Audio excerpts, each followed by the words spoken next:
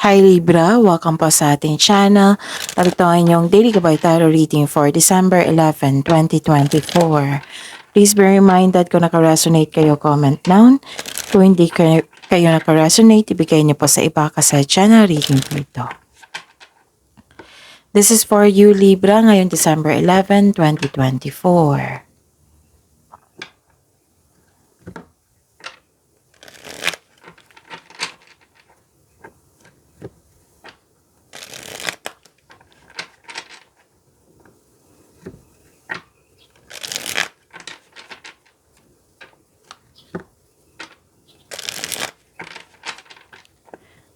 Para po ito sa inyo Libra ngayong December 11, 2024. Maraming salamat po sa inyong patuloy na suporta at maraming salamat din po sa mga hindi nag-skip ng ads.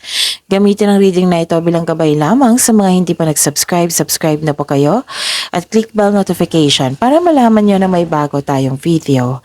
Para sa mga gustong magpa-reading po, may lumabas dyan sa screen nyo ngayon. Panoorin nyo po sunti ng instruction.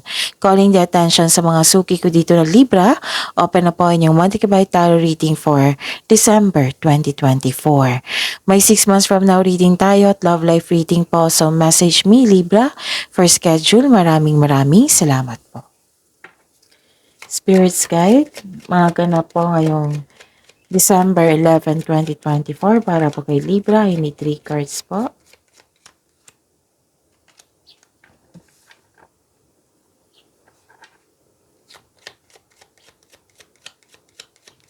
Libra.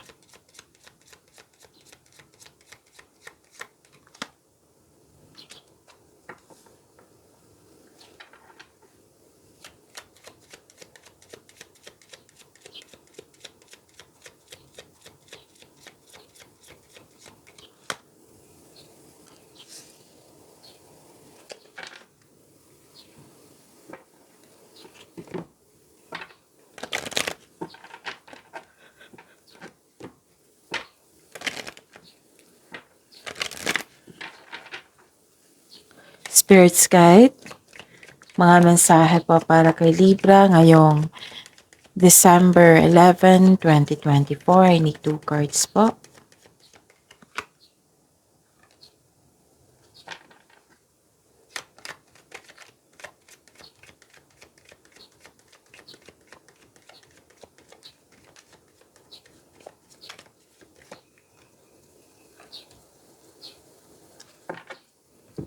Okay.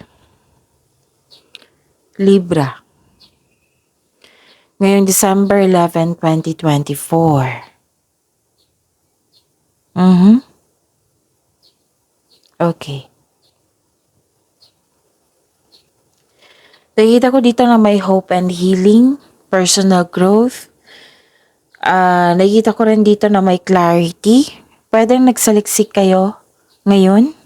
Pwedeng nag-search dyan, nag-research dyan through internet.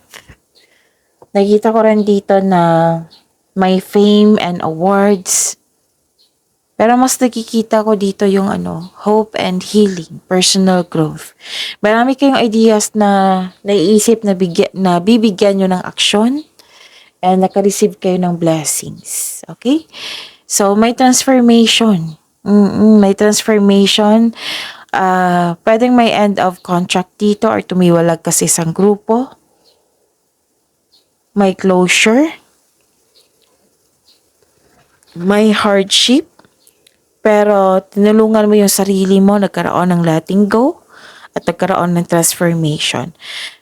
Actually, may concern kayo sa sobrang stricto or mahirap kausap. Okay, so success and happiness nakikita ko dito. Joy and happiness nakikita ko dito. Success, positive outcome. And you are happy here. Oo. Happiness nakikita ko po dito. You deserve this success and this hope and healing. Wow. You stand in the light of truth and narrow pathway, tread thoughtfully. Spirits Guide, ano po yung energy ni Libra ngayong December 11, 2024.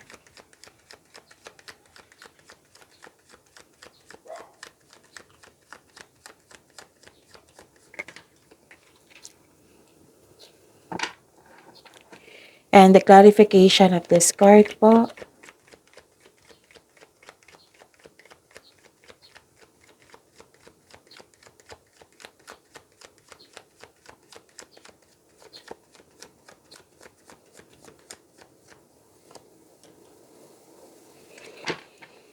Okay.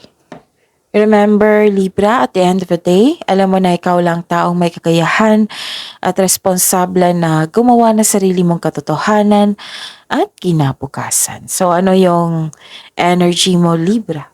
Kailangan kong uminom ng tubig. Saglit lang po.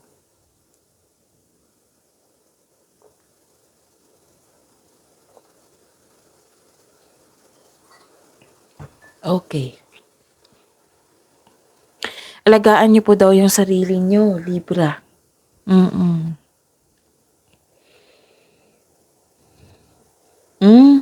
Parehas kayo na Gemini, oh. And I think kay Aquarius din.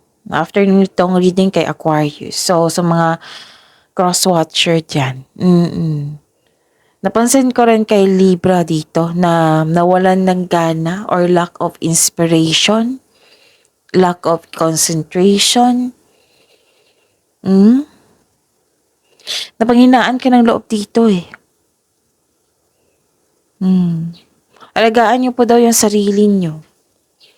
Pwedeng may concern sa disconnection sa isang tao. Or may nangyaring na hindi mo gusto. Kailangan niyo po ng pahinga. Parang ayaw niyo nung may kausap ngayon. Parang may iniiwasan ka or ayaw mong may kausap ngayon. Okay? May nararamdaman na akong nawalan ka ng gana. So, sabi ng card dito, alagaan niyo po daw yung sarili niyo.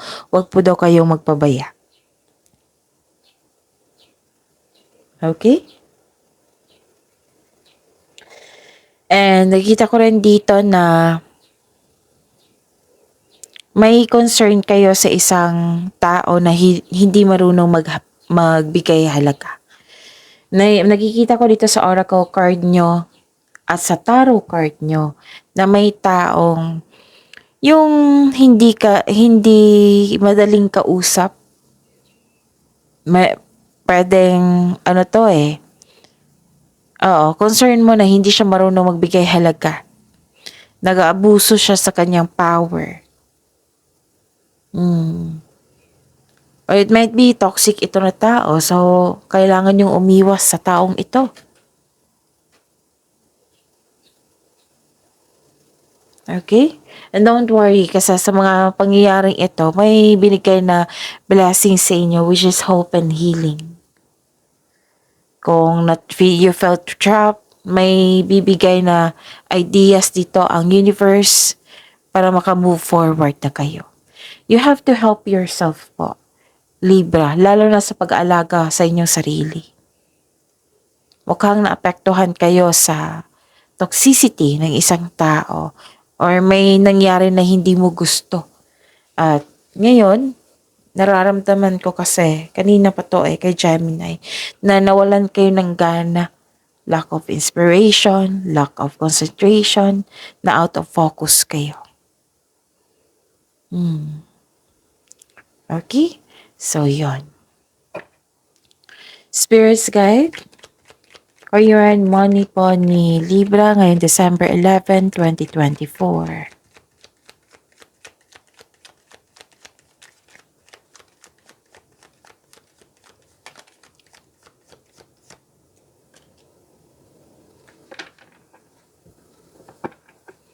And the clarification of this card po.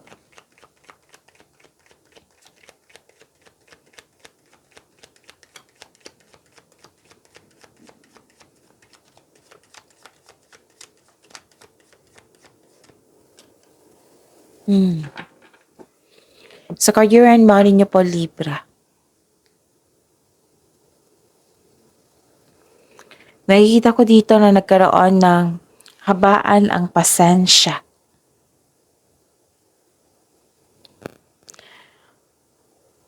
Okay? May nakita ko dito na may dumating tapos pinagpaliban nyo. Pwedeng opportunity ito. Okay? So, pag-isipan niya ng mabuti. Okay. Okay, listen. Kasi, investment or pera. Libra, mag-ingat po kayo sa pag-invest. Kasi nakita ko dito na may scam investment. Pwedeng nangyari na ito at naalala nyo, pwedeng mangyayari pa lang. So kung wala pang nangyaring scam investment at may offer sa inyo dyan, pag-isipan nyo yan na mabuti. Okay? At the end of the day, kayo naman po yung masusunod kasi buhay nyo po iyan. Pero ang sinasabi lang dito, na mag-ingat lang po. Kung gusto nyo mag-go, then, mas maiging mag-gather kayo ng factual information. Mag-start kayo sa pag-check niyan kung legal ba yan. Mag-check kayo kung may pinapakitang official receipt. Kung wala, itanong nyo sa government agency. Para sigurado. Kasi ang nakikita ko dito, time, effort, and money na binigay nyo. So, sayang naman, 'di ba? Sayang naman kung sa isang iglap nawala na 'yan. Pag-isipan niyo po ng mabuti kasi sa Gemini kanina nakikita ko na hindi na niya pinapag-isipan ng mabuti na nag-go siya agad. Wala namang sinabing scam sa kanya.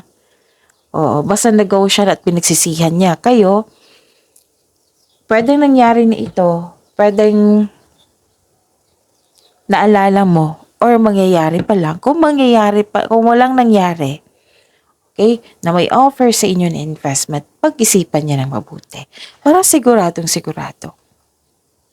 Tapos, nakikita ko kasi dito, nag-i-impatient ka at para kang nagmamadali or na-frustrate ka kasi may gusto kang kunin na hindi nabigay sa inyo.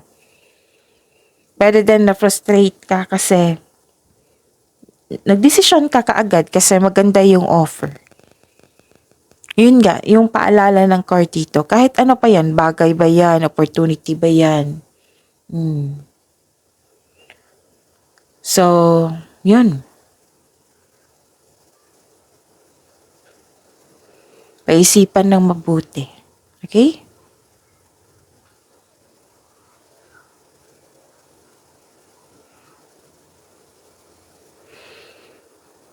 Okay, pagbalanse ay kailangan po dito. Pagbalanse, okay? Tamang pag-manage ukol sa financial, again, tamang pag-manage ukol sa financial at budget para mas lumago pa yung kaperahan. Okay? Yan yung advice ng card dito. Time management. At pag-manage sa inyong buhay financial, sa inyong kaperahan, sa inyong budget, para mas lumago pa ito. So, ang ibig sabihin nito, pagdisiplina sa pag-iipon, pagdisiplina sa pag-control. Kasi, kung magkakaroon kayo nitong disiplina na ito, lalago kayo, yayaman kayo. Okay? So, magkaroon ng balance schedule, panahon sa sarili, panahon sa pamilya. Kasi ang ilan sa inyo, buhos ang time sa trabaho or sa kaka-travel. Same talaga kayo ni Gemini. Okay, na naging impatient, na kailangan ng pagbalansa sa panahon sa sarili at sa pamilya. Sa inyo din, Libra. I think sa lahat ng air signs to Gemini, Libra, na Aquarius. Air signs mo kayo, Libra. Nagdadalawang isip ang ilan sa inyo kung mag-travel ba kayo, enough ba ang money mo, go ba kayo, ganon. May ganyan na nakikita ko. Yun na, pagbalanse sa oras, sa sarili, sa family, sa social life.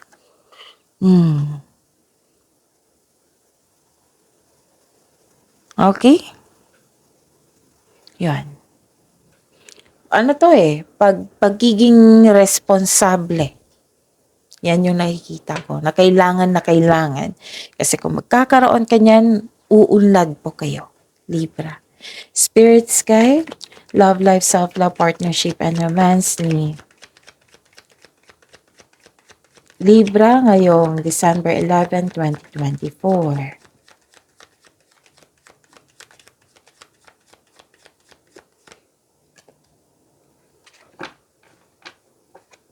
And the clarification of this card po.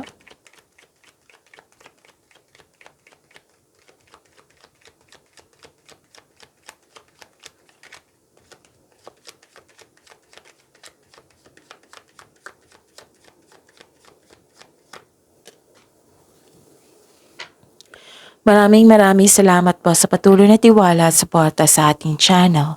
At maraming salamat din po sa mga hindi nag-skip ng ads. Okay. Kailangan nyo mag-connect sa inyong intuition, makinig sa inyong intuition. Kasi nakita ko dito na nakadisconnect kayo or hindi kayo nakinig.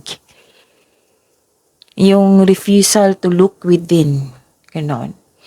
May hidden motives dito Kaya ka nagkaroon ka ng confusion. Pero some of you, inignore nyo yung mga nangyari. So, posibleng wala kang alam sa mga nangyari.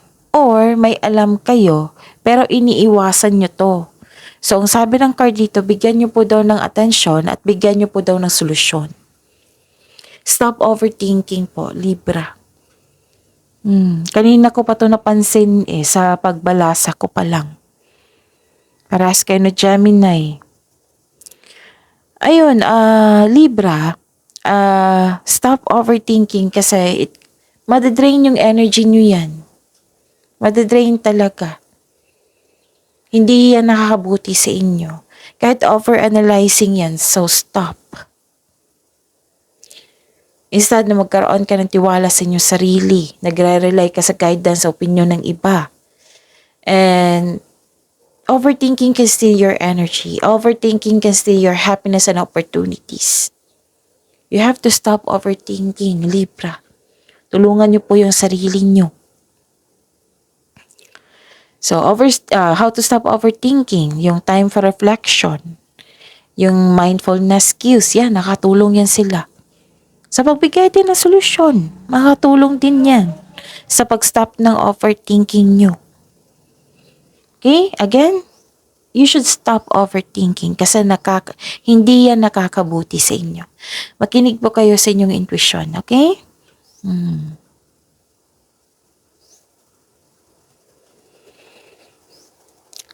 You are pressured, exhausted. Parang gusto mong iwan, tapusin yung connection sa isang tao na ayaw. May ganun na senaryo. Pinapressure mo yung sarili mo para magtagumpay, pwede. Para may makuha, pwede. Huwag niyong i-pressure yung sarili niyo kasi nakikita ko dito na burnout kayo. Exhausted kayo, pressured kayo. So, ang sabi ng card dito, subukan niyo lang kunin kung ano mo ang maari mong kunin. Tapos, huwag maniwala agad sa chismis. Alamin niyo muna kung totoo ba yan or hindi. Mag-ingat po kayo sa taong maloloko.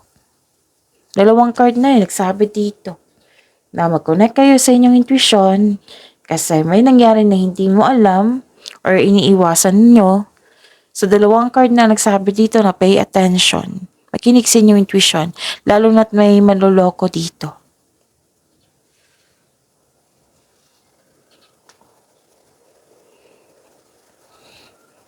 May humingi ng attention sa inyo dito kasi sobra ka na daw sa trabaho.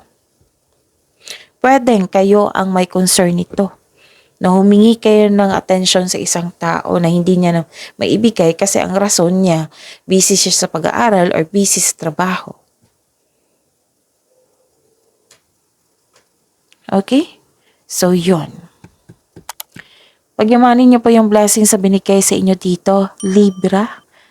See you tomorrow. Please like, subscribe, and click the button for notification para updated po kayo sa daily tarot reading natin. Maraming salamat po.